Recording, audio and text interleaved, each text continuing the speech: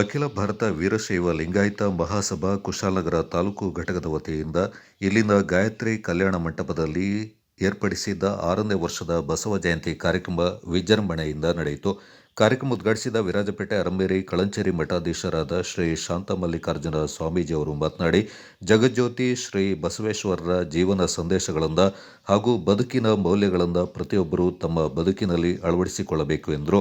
ಬಸವ ಜಯಂತಿಯಲ್ಲಿ ನಾವು ಬಸವಣ್ಣ ಅವರನ್ನು ಸ್ಮರಣೆ ಮಾಡ್ತೇವೆ, ಅವರ ಆಲೋಚನೆಗಳನ್ನು ಹಾಗೂ ಅವರು ಕೊಟ್ಟ ಜೀವನ ಸಂದೇಶಗಳನ್ನು ಹೇಳ್ತೇವೆ. ಆದರೆ ನಾವು ಎಷ್ಟು ಅವುಗಳಿಂದ ಅನುಸಂಧಾನ ಮಾಡ್ತೇವೆ ಎಂಬುದನ್ನು ಯೋಚಿಸಿದರೆ ನಿಜವಾಗ್ಲೂ ನಾವು ಬಸವಣ್ಣ ಅವರನ್ನು ಕಳ್ಕೊಂಡಿದ್ದೇವೆ ಎಂಬ ಭಾವನೆ ಭಾಸವಾಗ್ತಾ ಇದೆ ಎಂದು ಕಳವಳ ವ್ಯಕ್ತಪಡಿಸಿದರು.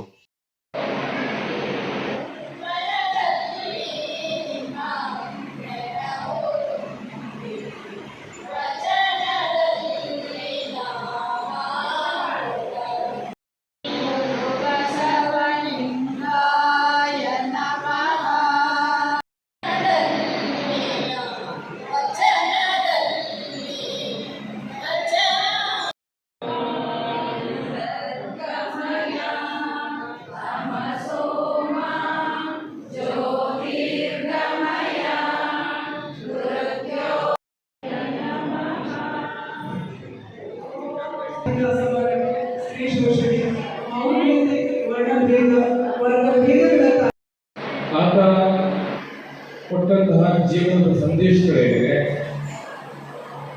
ಬದುಕಿನ ಮೌಲ್ಯಗಳೇನಿದೆ, ಅದು ವಿಶೇಷವಾಗಿ ಭಾರತದ ಸಂವಿಧಾನದ ಆಶಯಗಳೇನಿದೆ. ಇವತ್ತೇನು ನಾವು ಸಂವಿಧಾನವನ್ನು ಸ್ವೀಕಾರ ಮಾಡಿ 75 ವರ್ಷಗಳ ಈ ಸ್ವತಂತ್ರ ಭಾರತದಲ್ಲಿ ನಾವು ಅಂಬೇಡ್ಕರ್ ಅವರು ಕೊಟ್ಟಂತಹ ಭಾರತೀಯ ಸಂವಿಧಾನ ಇದೆ. ಆ ಸಂವಿಧಾನವನ್ನು ಸ್ವೀಕಾರ ಮಾಡಿ ಆ ಸಂವಿಧಾನದ ಆಶಯದ ಕೆಳಗೆ ಇಡೀ ರಾಷ್ಟ್ರವನ್ನ ಕಟ್ಟುವಂತಹ ಸತ್ಸಂಕಲ್ಪ ಏನು ಮಾಡಿದ್ದೇವೆ, ಆ ಸಂವಿಧಾನದಲ್ಲಿ ಇರತಕ್ಕಂತಹ ಎಲ್ಲ ಆಶಯಗಳನ್ನ 1000 ವರ್ಷಗಳ ಹಿಂದೆ ಇದೇ ನಿಮ್ಮ ಕನ್ನಡದ ಮಣ್ಣಿನಲ್ಲಿ ಒಬ್ಬ ಸಂತ ಆ ನಿಟ್ಟಿನಲ್ಲಿ ಯೋಚನೆ ಮಾಡಿ ಇಡೀ ಜಗತ್ತಿಗೆ ಅದನ್ನು ವಿತರಿಸ್ತಾನೆ.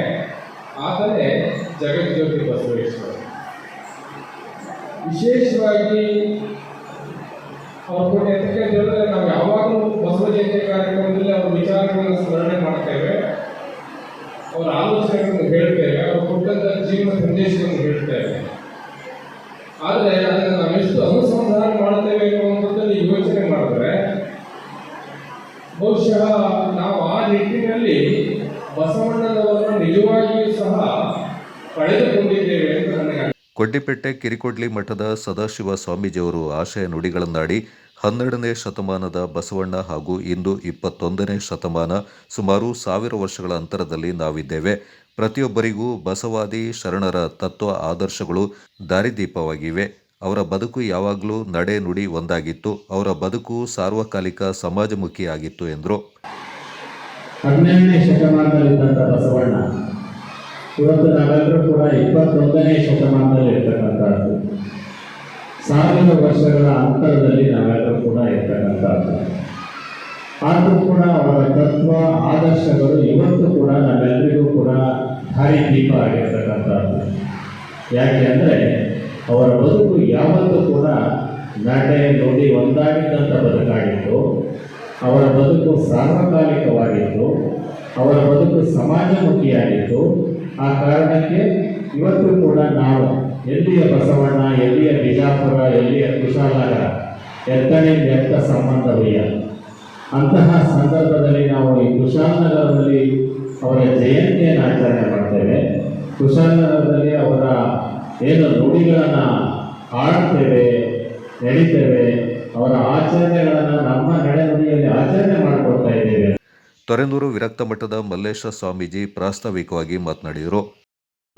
ಏನು ಜಗಜ್ಯೋತಿ ಬಸವೇಶ್ವರರು ವಚನ ಸಾಹಿತ್ಯವನ್ನು ಕೊಟ್ಟರು, ಈ ಸಮಾಜಕ್ಕೆ ಒಳ್ಳೆಯ ಸಾಹಿತ್ಯವನ್ನು ಕೊಟ್ಟು ಮತ್ತು ಈ ಸಮಾಜವನ್ನು ಉದ್ಧಾರ ಮಾಡುವಂಥ ಸದುದ್ದೇಶದಿಂದ ಪ್ರತಿ ವರ್ಷವೂ ಸಹಿತ ಈ ಬಸವ ಜಯಂತಿ ಕಾರ್ಯಕ್ರಮವನ್ನು ಆಚರಿಸಿಕೊಂಡು ಬಂದಿದ್ದೀವಿ. ಬಹುಶಃ ಈ ಕಾರ್ಯಕ್ರಮ ಉದ್ಘಾಟನೆ ಮಾಡಿದಂಥ ಸಂದರ್ಭದಲ್ಲಿ ಬೇಡಕ್ಕೆಷ್ಟು ಜನ ಮಾತ್ರ ಇದ್ರು. ಇಲ್ಲಿ ನೋಡಿದ್ರೆ ಆಶ್ಚರ್ಯ ಆಯಿತು. ಸಭಾಂಗಣ ತುಂಬಿದೆ. ಬಹುಶಃ ಇದು ಸಾಲದು. ಏನು ಈ ತಾಲೂಕು ಘಟಕದ ಅಧ್ಯಕ್ಷರು, ಕಾರ್ಯಕಾರಿ ಮಂಡಳಿಯವರು ಒಂದು ತಿಂಗಳಿಂದಲೂ ಸಹಿತ ಈ ಕಾರ್ಯಕ್ರಮವನ್ನು ಯಶಸ್ವಿ ಮಾಡಬೇಕು. ಮೈಸೂರು ಬಸವಜ್ಞಾನ ಮಂದಿರದ ಪೀಠಾಧ್ಯಕ್ಷೆ ಡಾಕ್ಟರ್ ಮಾತೆ ಬಸವಾಂಜಲಿ ದೇವಿ, ಕೊಡ್ಲಿಪೇಟೆ ಕಲ್ಲಳ್ಳಿ ಮಠದ ರುದ್ರಮುನಿ ಸ್ವಾಮೀಜಿ, ಅಖಿಲ ಭಾರತ ವೀರಶೈವ ಲಿಂಗಾಯತ ಮಹಾಸಭಾದ ಕೊಡಗು ಜಿಲ್ಲಾ ಘಟಕದ ಅಧ್ಯಕ್ಷ ಎಚ್.ವಿ. ಶಿವಪ್ಪ, ಅಖಿಲ ಭಾರತ ವೀರಶೈವ ಲಿಂಗಾಯತ ಮಹಾಸಭಾ ಕುಶಾಲನಗರ ತಾಲೂಕು ಘಟಕದ ಸಂಘಟನಾ ಕಾರ್ಯದರ್ಶಿ ಎಸ್. ಧರ್ಮೇಂದ್ರ, ಕುಶಾಲನಗರ ತಾಲೂಕು ಘಟಕದ ಎಚ್.ಎಂ. ಮಧುಸೂದನ್ ಮತ್ತಿತರ ಪ್ರಮುಖರು ಈ ಸಂದರ್ಭ ಪಾಲ್ಗೊಂಡಿದ್ದರು.